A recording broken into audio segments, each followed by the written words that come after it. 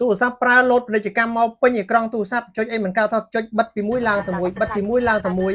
ប្រើមិនកើតគេខលមកក៏លើគេមិនបានហើយចុចលុបកម្មវិធីអស់ពេញមកទូរស័ព្ទហើយក៏នៅតែវានៅឆ្លងមកទៀតអត់ដឹងធ្វើម៉េចតោះឥឡូវយើងមកដឹងវិធីដោះទាំងអស់គ្នាទូរស័ព្ទហ្នឹងបាត់ទេបាត់អីទៅវាលុបមិនដឹងស្អីស្អីដូចទូរស័ព្ទនេះចឹងមកដល់យើងឃើញអាកម្មវិធី scan ហ្នឹងយើងមើលដូចជាខុសប្រក្រតីយើងចង់ដឹងវាយើងចុចលុបមិនក៏អត់បានដែរហើយពេលនោះខ្ញុំចង់ដឹងថាកម្មវិធីណាដែលវាឆ្លងខ្ញុំចូលក្នុង Play Store ហើយចូលក្នុង profile ហើយរកពាក្យថា Play Protect បងប្អូនដល់ពេលយើង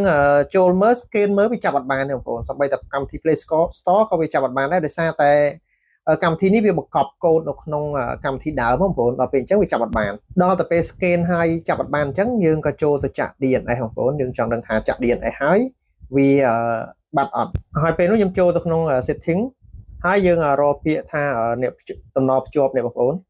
បាទតំណភ្ជាប់ហើយយើងរកពាក្យ DNA ឯកជនបងប្អូនឯកជនខាងលើនេះបាទចុច DNA ឯកជនហើយយើងចុចខាងក្រោម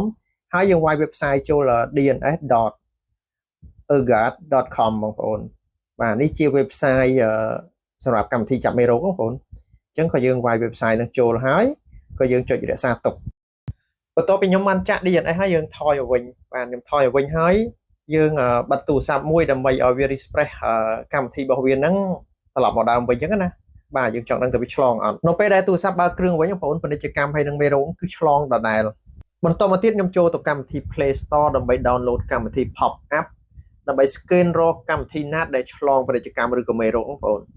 កម្មវិធីនេះទូនាទីវាគឺ scan រកតែមេរោគឬក៏កម្មវិធីណាដែលមានពាណិជ្ជកម្មទេបងប្អូនឬក៏ដែលមានប្រកបកូដណាបាទគឺវាអត់មានមុខងារដើម្បីការពារកុំឲ្យពាណិជ្ជកម្មឆ្លងចូលទេបន្ទាប់ពី download រួចយើងចុចបើកកម្មវិធីនឹងមក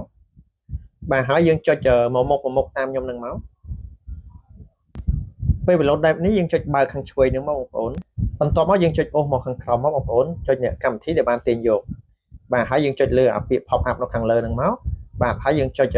បើកគ្រីសមកបាទហើយចុចអនុញ្ញាតហើយយើងថយវិញមកហើយយើងចុចសញ្ញាព្រួយទៅមុខទៀតបងប្អូន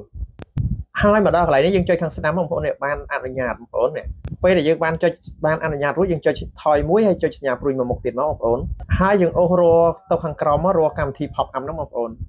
បាទយើងរកនៅកម្មវិធី pop up ហ្នឹងមកយើងចុចបើកគ្រីសវានឹងមកហើយយើងចុចថយមួយហើយបានចុចសញ្ញាព្រួយមកទៀតមកចុចបើកគ្រីសមកបងប្អូន